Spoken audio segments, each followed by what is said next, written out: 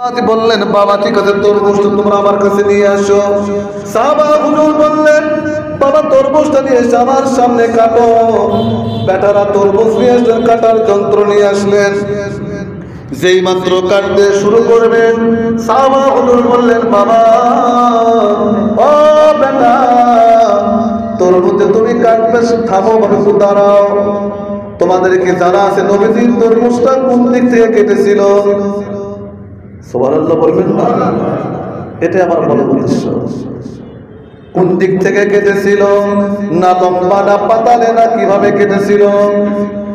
হঠাৎ ছেলেরা কাটা বন্ধ করে দিল আর তরমুজটা কেটে আব্বাকে বলে আব্বা যান আপনি কিছুক্ষণ পরে দুনিয়া ছেড়ে চলে যাবেন আর আপনি বলতেছেন নবীজি কেমনে তরমুজ কেটেছিল?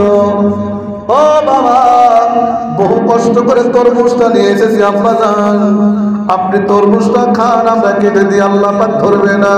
না বেটা তোমরা কি চাও আমার হায়াতে জিন্দেগির শেষ সময়টা আমি নবীজির সুন্নতটা তরক করে আমি আল্লাহ পাকের দরবারে যাই? বেটা তোমরা কি এটা চাও আমি কাল কিয়ামতের ময়দানে নবীজির কাছে জবাব দিতে পারবো না? আব্বা খান, আব্বা খান, কাটাতে না বাবা যা। এখন আমার সাহাবী ভাইয়েরা বেঁচে আছে জিজ্ঞেস করো। দু এক জায়গায় সাহাবী মুরব্বী সাহাবারা ছিলেন, জিজ্ঞেস করলেন পারলো না, তারা বলতে পারলো না। কিতাবে এসেছেন বাবা ওই সাহাবা হুজুর তরমুজটাকে আল্লাহর দরবারে চলে গেল। রাদিয়াল্লাহু আনহুম আরদু আন সুবহানাল্লাহ। আমার আল্লাহ বললেন আমার রাসূলের সাহাবারা আমি আল্লাহর উপর সন্তুষ্টি, আমি আল্লাহ তাদের উপর সন্তুষ্টি। জোরে বলা যাবে না সুবহানাল্লাহ? তারা এখন চিন্তা করেন যে আমি নবীজিকে কত ভালোবাসি। এটাকে বলা হয় ভালোবাসা, প্রকৃত ভালোবাসা।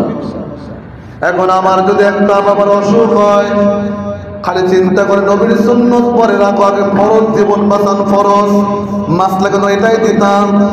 কি বলেন বাবা? তাই না? আমরা মাসলা এটাই দিতাম জীবন বাঁচান ফরজ। রাখো তোমার নবীর সুন্নাত, রাখো নবীর সুন্নাত পরে অনেক আদায় করেছে জীবনে, এটা আমার এখন জীবন চলে যায়, আমাকে এটা আগে খাই তো জীবন বাঁচাতে হবে। আমরা মাসলা দিতাম না, আমরা রাখলো নফস আমাদেরকে মাসলা শিখাই দিত।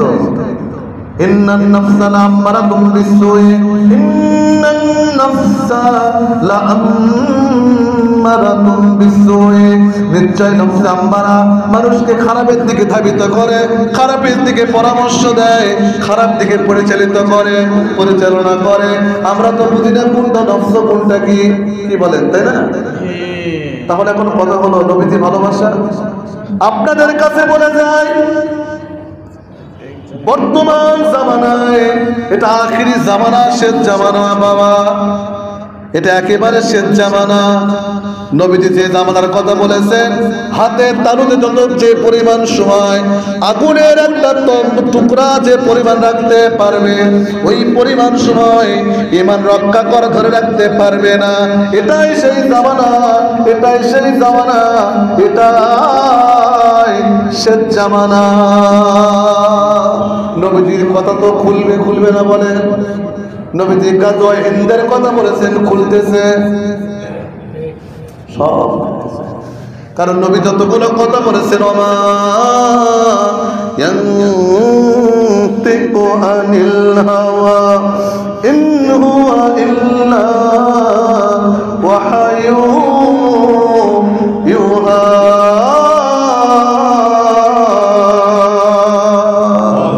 আমার আল্লাহ বললেন তোমরা কি নবী আমার নবীকে তোমাদের মতো মনে করো, তোমাদের মতো কথা বলে না? দুনিয়ার মানুষ আমার হাবিব যতগুলো কথা বলেছে বা বলবেন সব কথা আমি আল্লাহর পক্ষ থেকে ওহী। ওই নবী যে আপনারা আমার মতো হবে আপনার আমার মতো হবে? আওয়াজ দেন, আপনার আমার মতো হবে? তাহলে কিভাবে বলতেছি? শুধু একটু তাকব করে দেখানোর জন্য, শুধু একটু বাবারে ফেতনা লাগানোর জন্য আমার দলের লোকেরা যেন বলে আমি অনেক জানি, আমি অনেক জানি, অনেক জানি, অনেক জানি। আর যদি গ্রহণ করে ফেলি, আমার ফলোয়ার যারা, আমার যারা অনুসারী, তারা বলে হুজুর জানে না। এই জিনিসটা মানুষের মতো কাজ করে ব্রেনের মধ্যে।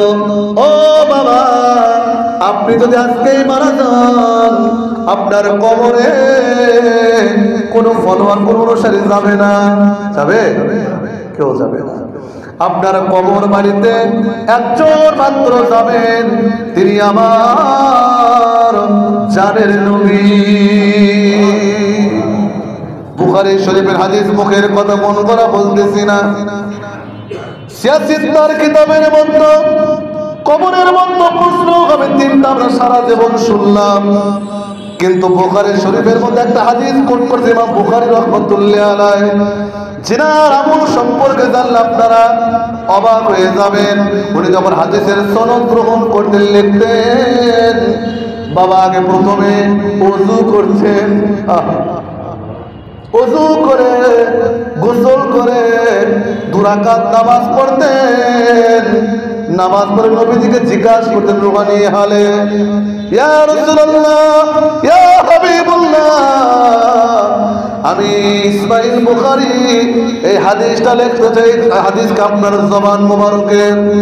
নবীজির থেকে যখন তার কথা আওয়াজ আসতো বা তাকে যখন জানানো হতো, হ্যাঁ ইসমাইল বুখারী এই হাদিসটা আমি নবীজির জবানের হাদিস মোবারক, তখন তিনি লিখতেন, তখন তিনি লিখতেন। এই বুখারী শরীফের হাদিসের মধ্যে উনি বলেছেন কবরের মধ্যে প্রশ্ন হবে মাত্র একটা। কয়টা? জোরে বলেন কয়টা? সবাই একটু বলেন না, কয়টা? মনে থাকা দরকার। কয়টা? একটা। সেই প্রশ্নটাই শুরু হবে নবীজির সম্পর্কে তোমার ধারণা কি ছিল। প্রশ্নটা কি? আমার নবীজির সম্পর্কে তোমার ধারণা কি ছিল? ধারণা, ধারণা। আমার কথা কি বুঝছেন? নবীজির সম্পর্কে তোমার ধারণাটা কি ছিল? আমি এখন যদি ব্যাখ্যা করার সময় লাগবে, কিছু একটু টাচ দিয়ে যাই। বাবা, নবীজি আমাদের মতো সাধারণ মানুষ নাকি নবীজি অসাধারণ মানুষ? এটা একটা ধারণা কিনা বলেন? নবীজি নূরের না মাটি ধারণা কিনা বলেন? নবীজিকে বড় ভাই নাকি অন্য কিছু মনে করেন ধারণা? বিবেক দ্বারা কাজ করা লাগবে কি গণ? এই জিনিস সম্পর্কে নবীজি যখন কবরের মধ্যে আল্লাহ পাক নবীজিকে হাজির করবেন, ওই মাইয়াতকে বসানো হবে, নবীজিকে বাবারে জিজ্ঞাসা নবীজির সম্বন্ধে ফেরেশতায়ে কিরাম বলবে এই যে ব্যক্তিকে দেখতে পাচ্ছ, এই ব্যক্তি সম্পর্কে তোমার ধারণাটা কি? কি ছিল ধারণা? যারা সারা জীবন নবীজির সঙ্গে বিরোধিতা করেছেন, বাবা নবীজি কত মহব্বত করে লাগবে না, কথাটা বলতেও তো আমার মনে হচ্ছে গুনাহ হচ্ছে, এরকম মনে হয়। তাহলে এই কথাটা পালন করে কেমনে? কেমনে বোঝে? যুবক ছেলে পেলে এবং নৌজওয়ান তরুণেরা একেবারে নষ্ট হয়ে গেছে এই সোশ্যাল মিডিয়াতে, এই তথ্য প্রযুক্তির জামানায় এসে কে কে কিভাবে গুলি মারতেছে, এখন সে সব মাথায় অন্ধকার, ভুলে অন্ধকার হয়ে গেছে। কোনটা নেবে এখন? নেওয়ার জন্য একটা কথা শুধু বলে যাই, সর্বশেষ কথা আমি বলতেছি বাবা, যত বড় আলেম হোক না কেন, যত বড় ওয়াইজির হোক না কেন, যত বড় ইসলামিক স্কলার হোক না কেন, বাবা একটা কথাকে খেয়াল করেছেন, যারা মুফাসসির নয় তারাও কিন্তু হ্যান্ডবেল বলেন, বিজ্ঞাপন বলেন, এটার মধ্যে বলেন কিংবা ভিজিটিং কার্ড বলেন, লেখা রাখছে বড় মুফাসসির। যারা মুহাদ্দিস নয় লেখা রাখছে মুহাদ্দিস, যারা মুফতি নয় লেখা রাখছে মুফতি, যারা বাবারে হাফেজকারী নয় তারাও লেখছে হাফেজকারী। ভিজিটিং কার্ডই তো মিথ্যা, হ্যান্ডবিল লিখলে হ্যান্ডবিলের মতো প্রচারের মতো মিথ্যা। ওই আমার বহু বক্তা দেখা আছেন, আমি তো ওয়াজ করি সারা বাংলাদেশে কম বেশি বাবা, কিন্তু আমি তো দেখি যাদেরকে আমি চিনি হয়তো বা দাখিল পাস করে নাই, কিন্তু লিখে রাখছে বিখ্যাত ওয়াইজি ট্রিপল টাইটেল মুফাসসিরে কোরআন, উমুক তুমুক, আর পাঠা বলবো দাখিল পাস করে নাই। অথচ ভাইরাল বক্তা বাংলাদেশে এরকম একটা নয়, হাজার হাজার আছে। যেমন শ্রোতা তেমন বক্তা। বাবা, ও বাবা, আপনাদের খেদমতে এতটুকু জুমার দিনে বলে গেলাম, জুমার দিনটা হলো মুসলমানের ঈদের দিন। জোরে বলুন না সুবহানাল্লাহ। এটা তর্ক নয়, নবীজির জবান মারফতে হাদিস শরীফে বর্ণনা হয়েছে। বাবা, জুমার দিন আল ইয়াউমা আকমালতু লাকুম দীনাকুম ওয়া আতমামতু ওয়া রাদিতু লাকুমুল ইসলাম দীনা। এই আয়াতখানা বাবা যেদিন নাজিল হয়, ওই নাজিলের দিনটা ছিল জুমার দিন, এবং এই নাজিল যেদিন হয় ওই দিনটা ছিল ইয়াউমুল আরাফার দিন। বলুন না সুবহানাল্লাহ। তাহলে আরাফার দিনটাও ঈদের দিন, আর জুমার দিন হওয়ার কারণে ওটা ঈদের দিন।